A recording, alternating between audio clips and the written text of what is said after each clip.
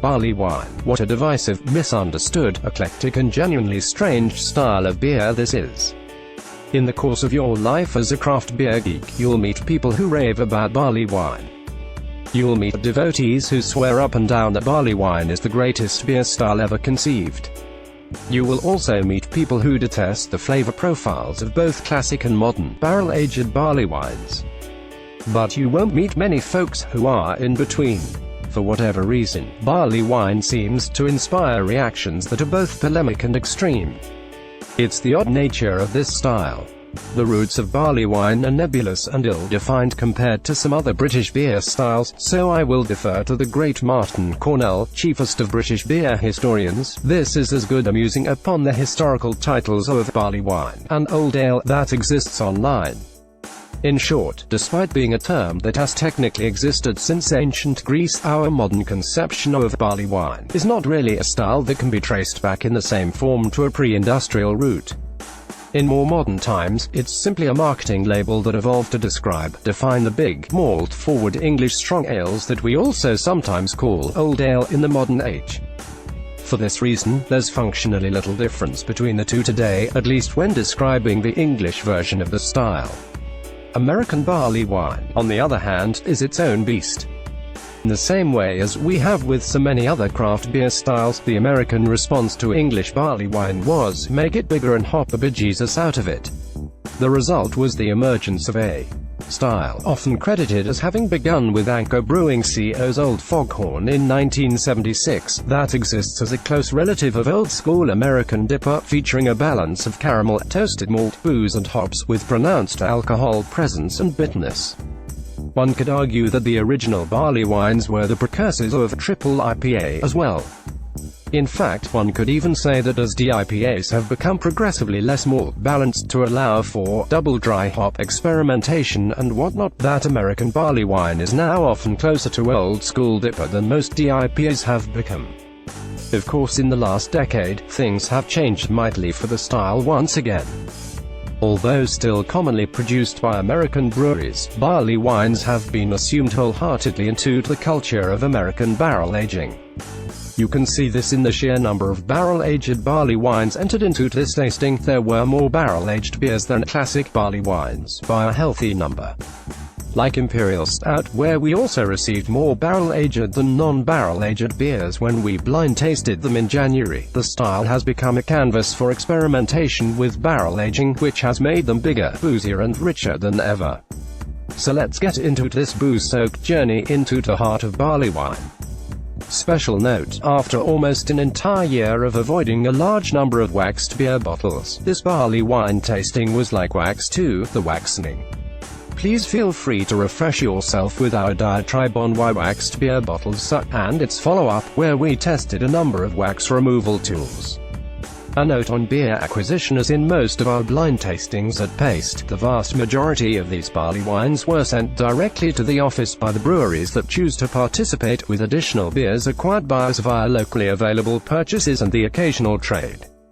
We always do our best to reach out to breweries we're aware of that make exemplary versions of particular styles, but things always do slip through the cracks. We apologize for a few significant omissions that we couldn't acquire, either due to seasonality or market shortages. There will never be a perfect tasting lineup, much as we continue to try. Rules and procedure: this is a tasting of barley wines, largely determined by how the breweries chose to label the products. The rules for entry were broad. As long as it said barley wine, it was included, and we also chose to include beers labeled as wheat wines, rye wines, oat wines, etc. There was no ABV limit, obviously. When in doubt, we simply allow a brewery's marketing to define a beer style, and expect them to stick to the designation they've chosen. This is one of the few tastings where we've allowed aged, vintage entries from breweries.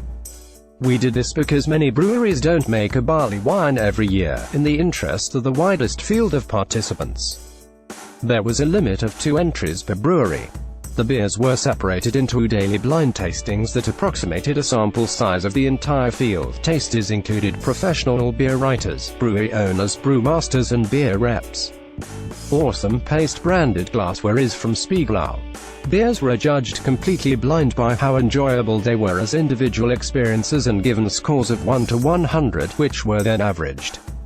Entries were judged by how much we enjoyed them for whatever reason, not by how well they fit any kind of preconceived style guidelines. As such, this is not to be JCP style tasting. The Field, Barleywines. We tasted some exquisite beers in it, but also more than a few that were punishingly bad. Suffice to say, when barley wines go wrong, they really go wrong, especially when barrel aging is involved. In most of these cases, we're talking about beers that are either punishingly boozy or so sweet that they could send you into a diabetic coma after just looking at them. Which leads us to the crux of what often separates the good from the bad here, which is how these beers handle sweetness and residual sugar. Barley wine is always going to be a sweeter style, which tends to be doubly so when coming out of bourbon or rum barrels, but that doesn't mean they have to be overtly sugary dessert potions. The best of them find a delicate balance between the richness and decadence of caramelized sugar and a balancing element found in either booze, or hops, or wood. And the best of the best have a degree of subtlety that is more than just a hammer of booze and sugar hitting you over the head.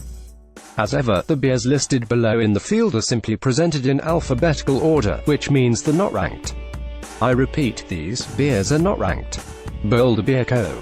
Killer Penguins Central Waters BBA Barley Wine Coupe Aleworks Territorial Reserve Bourbon Barrel Barley Wine Dark Horse 3 Floyd's Oil of Gladness DC Brow Sleeping Standing Up D9 Brewing Co. Kingsbridge Dogfish Head Pudding Wine Dry Dog Blees Barley Wine Elevation Beer Co. Areti Elevation Beer Co. Elevated PSA Fort George Brewery Light as a Feather 4 Noses Brewing BW 4 Peaks Hopsquatch Funky Buddha Strawberry Shortcake Gigantic Brewing Co. Massive Iron Johns Collins Folly Iron Johns Hardy Thomas Jackie Osewood Yar Honey JW Lee's Harvest Ale Calvados JW Lee's Harvest Ale Sherry Cask Lagunitas Oldie Gnarly Wine Madtree Oldie Battering Ram Monday Night Brewing Entente Cordial Perennial Artisan Ales Devil's Heart of Gold The Pike Brewing Co.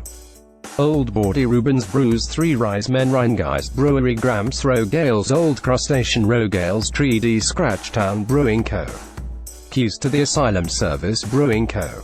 3 Wheat Wine Swamp Head Brewery Warmouth 3's Brewing Sound of Exclamation 2 Roads Brewing Co. 20-ton blonde barley wine Upslope Brewing Co. Tequila Barrel Barley Wine Wild Heaven Beer Height of Civilization Yellowhammer Brewing Barley Wine Next, the finals.